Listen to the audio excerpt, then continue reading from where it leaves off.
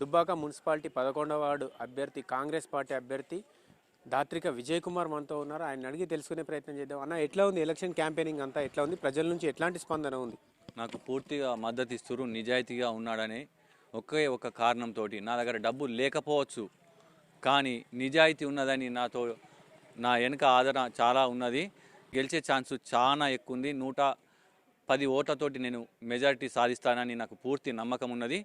ఇప్పుడు 50 లక్షల రూపాయల టెండర్ కూడా మన 11వ వార్డుకు మొన్ననే శాంక్షన్ అయ్యి ప్రొసీడింగ్ కూడా వచ్చింది.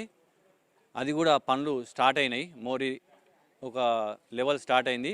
తర్వాత ఎలక్షన్లు వచ్చినాయి కాబట్టి వాయిదా పడి తర్వాత ఎలక్షన్లు అయిపోయిన కొద్ది రోజులలోనే అది పునర్ప్రారంభం అవుతుంది అని తెలియజేస్తున్నాను. నాకు ప్రజల నుండి చాలా స్పందన వస్తున్నది. నేను చూస్తూ ఉన్నాను. కన్నీటితోటి నాకు ఏడుపుతోటి సమాధానం చెప్తున్నారు. వాళ్ళు అందరూ మద్దతు ఇస్తున్నారు. ఈ విధంగా దుబ్బాక నియోజకవర్గంలోని దుబ్బాక మున్సిపాలిటీ పరిధిలోని లచ్చపేటలో ఈరోజు ప్రచారం చేయడం జరిగింది. మేము గత 10 ఏళ్ల కింద చూస్తే లచ్చపేట అయితే 10-12 ఏళ్ల కింద చూస్తే లచ్చపేట ఏ విధంగా ఉందో టీఆర్ఎస్ గత 10 ఏళ్ల పాలన కూడా లచ్చపేటకు చేసింది ఏమీ లేదు. మేము అధికారంలోకి వచ్చి 2 ఏళ్ళు అవుతుంది. మున్సిపాలిటీ ఎలక్షన్లు వచ్చి ఇప్పుడే వస్తున్నాయి. మేము మున్సిపాలిటీ అధికారం రాకముందే 50 లక్షల ప్రొసీడింగ్ ఇవ్వడం జరిగింది. అధికార పార్టీ పరంగా చూసుకుంటే మేము చేసిన పనులు ఈరోజు మహిళలకు ఉచిత బస్సు ప్రయాణం కావచ్చు, రేషన్ కార్డులు కావచ్చు, 2 లక్షల రుణమాఫీ కావచ్చు, బోనస్ కావచ్చు, ఇందిరమ్మ ఇండ్లు కావచ్చు, ఉచిత కరెంటు కావచ్చు, ఈ విధంగా ప్రతి ఒక్కటి జనాల మంచి కోసమే చేస్తున్నాం.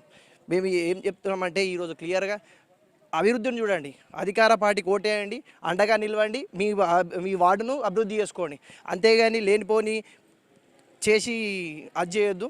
మేము క్లియర్గా చెప్తున్నాం ఏమంటే ఈ దుబ్బాక కాన్స్టిట్యూన్సీలో 11వ వార్డు మున్సిపాలిటీలో 11వ వార్డు ఖచ్చితంగా గెలుస్తున్నాం.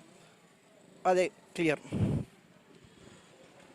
11 ఏళ్ల పాలన బీఆర్ఎస్ 10 ఏళ్ళు పాలించినప్పటికీ కూడా లచ్చపేట ఎట్లా ఉన్న లచ్చపేట అట్లే ఉంది. రూపురేఖలు ఎట్లాంటివి మారలేదు. కాంగ్రెస్ ప్రభుత్వం వచ్చి 2 ఏళ్ళు కాకముందే కూడా ఇప్పటికీ 50 లక్షల రూపాయలు శాంక్షన్ అయ్యి ఇట్లా డ్రైనేజీ కావచ్చు, రోడ్లు కావచ్చు.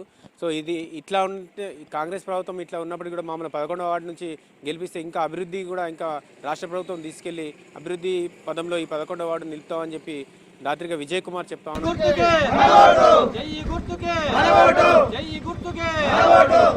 నాయకత్వం